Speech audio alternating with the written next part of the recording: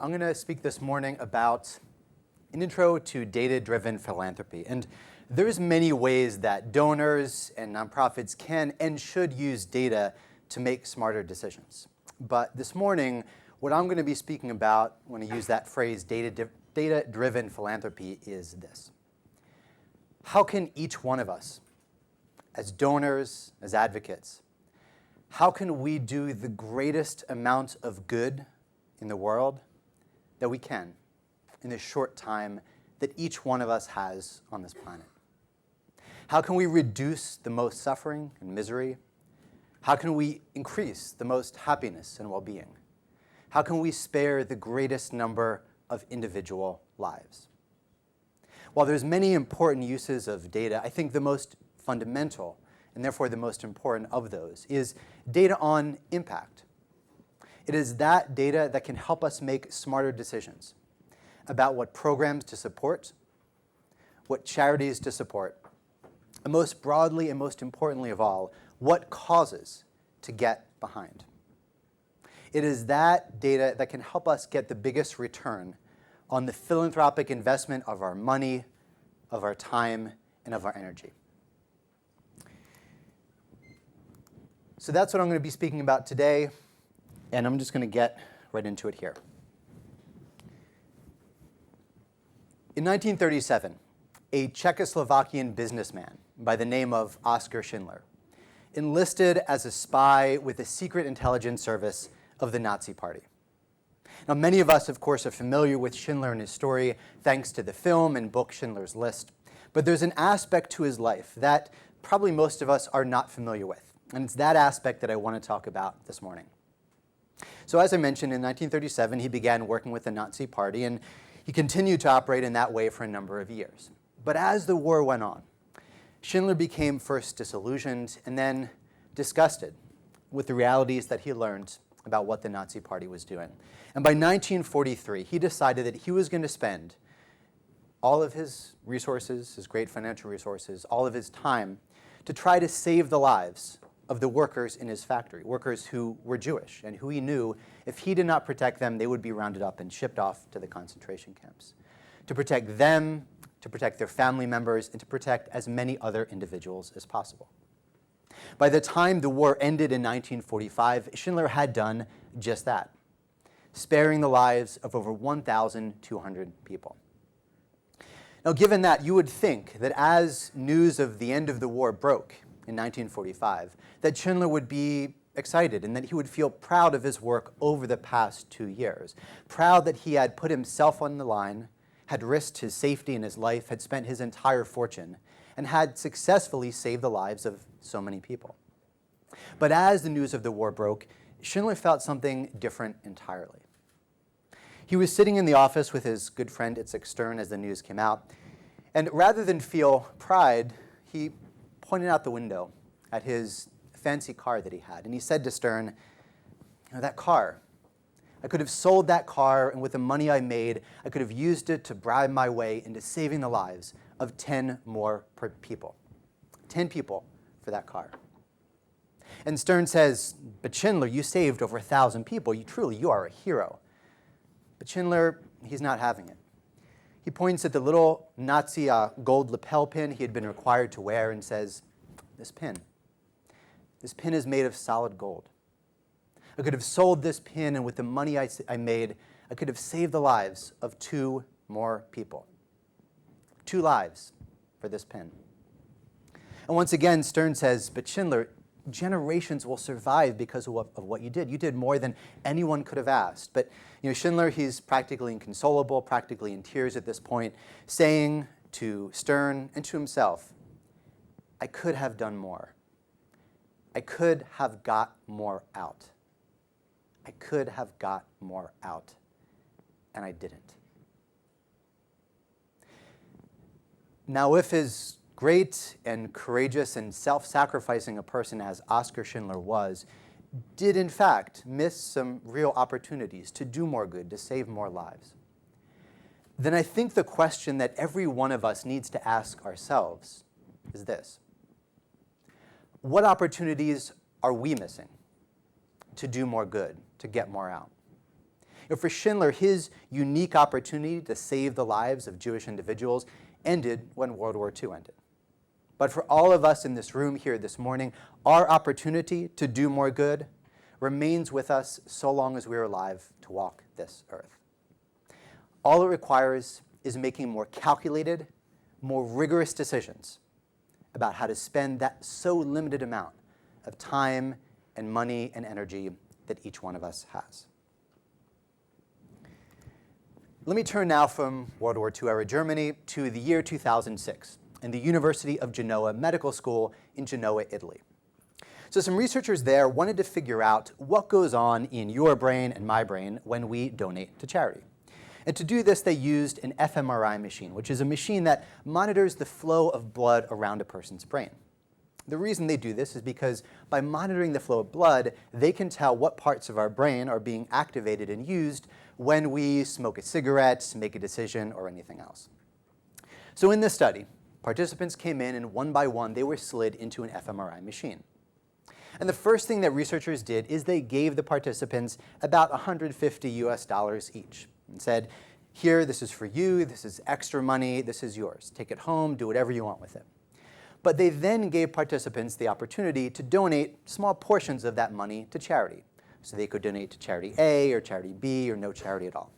And they used the fMRI machine to monitor what happened in their brains as they made these decisions.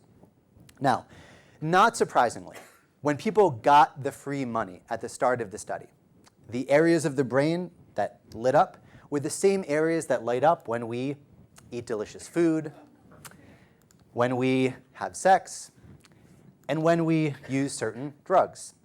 It was the pleasure and reward centers of people's brains. And again, not surprising, right? Not surprising that getting free money would activate these same pleasure and reward centers. But the surprising thing was this. When people gave their own money away to charity, those exact same pleasure and reward centers lit up. Now, this may sound like a good thing, right? It may sound like, great, rather than going out and partying and dancing and getting drunk on Friday night, I can just donate $100 to the charity of my choice, and I'll get that same, pleasure and reward feeling. But the problem is this. Just as once we've had a certain type of delicious food, we start to crave more of it, whether or not that food is particularly healthy for us. Once we've done some charitable act and felt that so-called warm glow feeling, that feeling of, oh, I did something good, I feel good, we crave more of that. And that can lead us to do more charitable things, but to focus on the things that make us feel that same warm glow feeling, as opposed to focusing our time and money and energy on the things that do the greatest amount of good. In 2010, the largest study ever conducted on individual charitable giving was carried out, and it surveyed 15,000 people who every year donate to one or multiple different charities. And what the survey did is it asked them a whole bunch of questions, and one of the questions was this. When you're deciding which charity or charities to give your money to, out of the millions and millions of charities out there in the world, how do you do it? What is the main criterion you look to in making that decision? And of all the 15,000 people that were surveyed, only 3% said the main criterion they looked to was how much good that charity does relative to other charities. 3%. The other 97% were donating based on some other criterion. Many of them gave based on what charities were near to them. Many gave to charities based on what they happen to be most passionate about. So maybe I feel particularly strongly about LGBT rights, and so I give to that cause. And still others made their decisions based on what had personal relevance to them. So for example, maybe I have a son with autism, and so I give to autism research. Now, all of these motivations for giving, they're very understandable, right? I'm sure we've all felt them. But we have to realize the incredible difference in real-world outcome when we make our charitable and philanthropic decisions based on what does the most good and based on any other criterion at all. And I want to give you an example of that. So in 1981, there was a police officer in the United States named Officer Austin. And Officer Austin had a friend who had a son, this is the son, whose name was Tommy. And unfortunately, Tommy had leukemia, and he was a terminal case. He was given maybe a few months left to live. Now, had Tommy been able to grow up, his dream was to become a police officer just like Officer Austin. And so Officer Austin wanted to do something really special for Tommy before he died. He wanted to give him the experience of being, at least for a day, a police officer. So he set up this really special day with the Arizona Police Department. And on this day, a police helicopter flew to the hospital where Tommy was being treated, picked him up, flew him back to police headquarters. There he was issued his own 7-year-old sized police uniform, badge, toy gun, hat. He was taken on a tour of the precinct. He was driven around in a patrol car. And he really got to feel like he was indeed a police officer for the day. At the end of the day, he was flown home to the hospital where he did in fact die just a few weeks later. But the officers and their families who were involved with this were so moved that they wanted to keep this going. They wanted to give this same experience to other children with terminal illness. So they started a charity that would soon become called the Make-A-Wish Foundation, a charity that probably a number of us have heard of because it's grown to today being one of the largest charities, at least in the United States, taking in over $250 million a year in donations, which it uses to provide these so-called wish experiences to children. A wish experience costs them about $20,000 and can last a few hours, an afternoon, a day, at most a week. Let me put the Make-A-Wish Foundation to the side for the moment and talk about one other charity that's also working to try to help and protect sick children. Now, this is one probably few of us have heard of before. It's called the Schistosomiasis Control Initiative. And that word schistosomiasis, it's a word that I hadn't heard of until the past couple years, but it's a so-called neglected tropical disease, a disease that basically doesn't exist here in the UK or in the United States or much of the Western world, but in Africa and in parts of Asia and Latin America, it is very common. It's a waterborne parasite, so if you go into a river or a stream, you can get infected. And for most people, it causes a month-long bout of painful illness, so disease, fatigue, dysentery, fatigue, things like that. But the real problem with this disease is that for some of the people who get it, it turns into a lifelong, chronic, debilitating condition that causes malnutrition, stunted growth, inability to learn, and for some, organ failure and death. Now, the good news about this disease is it's actually incredibly easy to prevent and to treat. In fact, the Schistosomiasis Control Initiative spends just $1 for every case of schistosomiasis that they prevent or treat, and spends just $1,000 for every child that it spares from a lifetime of chronic, debilitating illness. Now, I imagine you may guess where I'm going with this.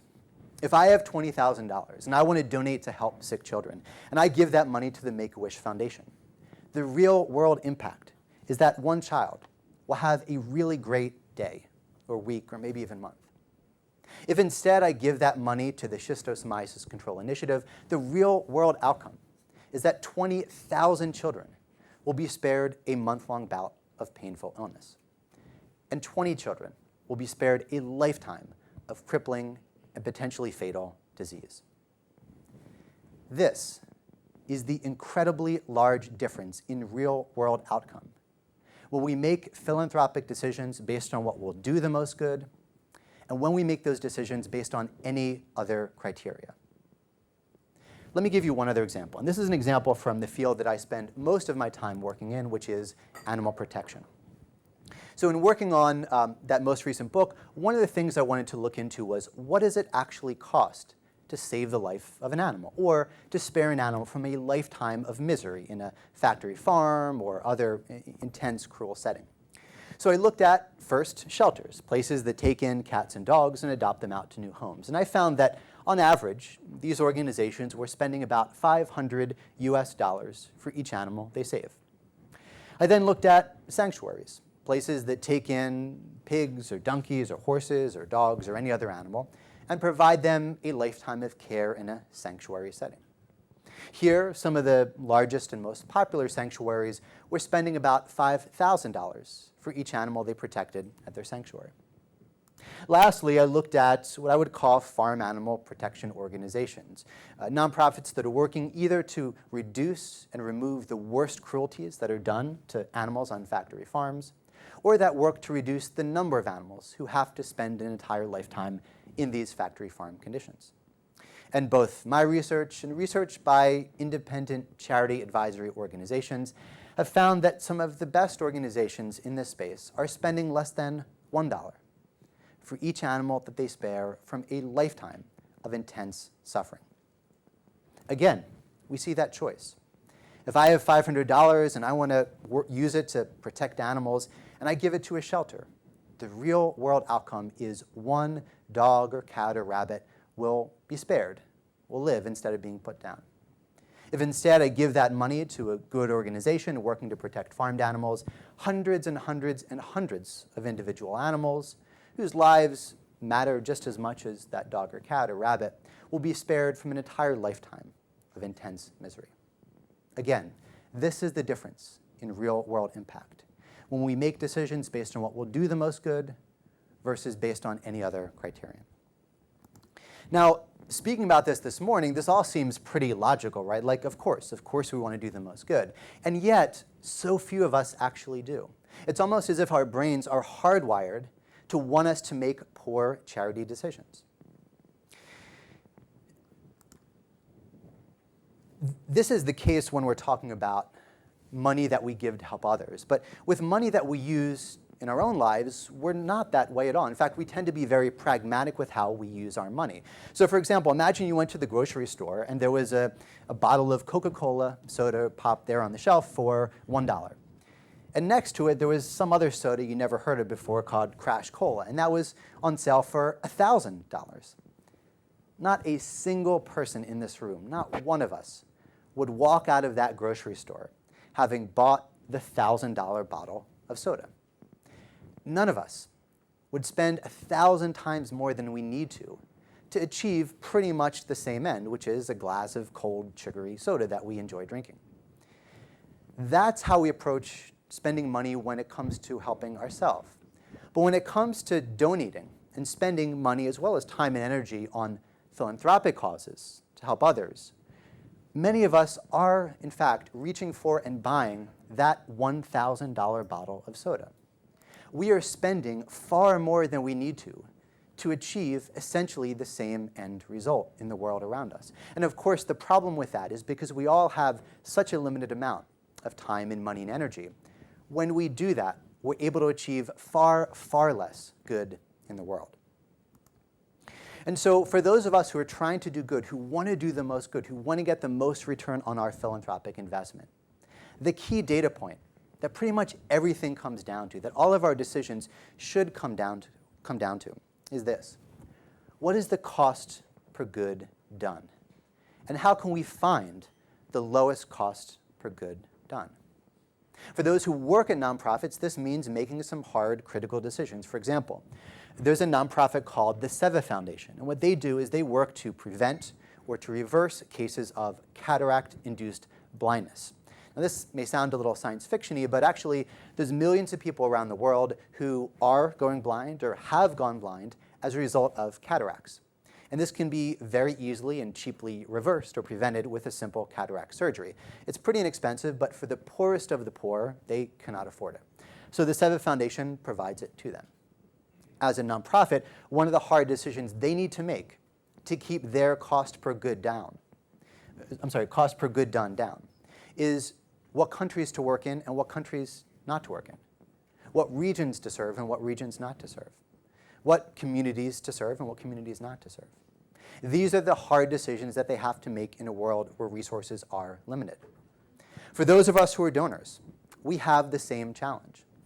When deciding which program to support, which charity, and which cause to support, we have to look at which program, which charity, and which cause will have the lowest cost per good done. With which can we reduce the most suffering, add the most well-being and happiness, save the most lives for that limited amount of money that we each have. And I would be the first to admit and to state that this is hard, right? It's psychologically hard to change the way we donate. Nearly everybody gives to the same charity year after year after year after year. It's difficult to pivot and to shift and to admit to ourselves and to think, okay, that was a lot of good, I did a lot of good, but I realize that this other charity or this other cause will allow me to do even more good in the future. So I'm going to move much of my giving, much of my energy, my time to this new area. That can be psychologically difficult to do. But I guarantee you, once you do it, it's kind of like exercise, right? Instinctually, probably most of us don't really want to. We have a kind of aversion to doing it, even to getting started. But once we do, once we get into it, we enjoy it, and we're glad we did it. And the same thing is true of taking a more calculated, more rigorous approach to doing good. There is great joy in using our creativity and in using our intelligence to figure out how we can indeed do the most good possible. And there's great joy in knowing that we will not have to look back later in life with Schindler's regret. That we will be able to look back, confident, knowing that when it came to choosing between doing what would accomplish the most good and making our philanthropic decisions on some other grounds, that most of the time, at least, we chose based on what would do the most good. That we truly did all we could to reduce the massive amount of suffering and misery in the world. For those of you who are interested in this topic, the book I wrote on it is called How to Be Great at Doing Good, and I'm happy to provide a free copy to anybody here who has signed the pledge, is planning on signing it, or in any other way is very involved in philanthropic causes. So I'm just going to pass my badge around during the Q&A session, and if you want a free copy, just hold the badges together, and we can connect after the conference. Lastly, I'm here to help. If you think I can be of any use to you in your philanthropic giving, in your decisions as a nonprofit, and anything else, by all means, feel free to give me an email, and I'd love to try to help if I can. So thank you all so much for coming out today. I appreciate it.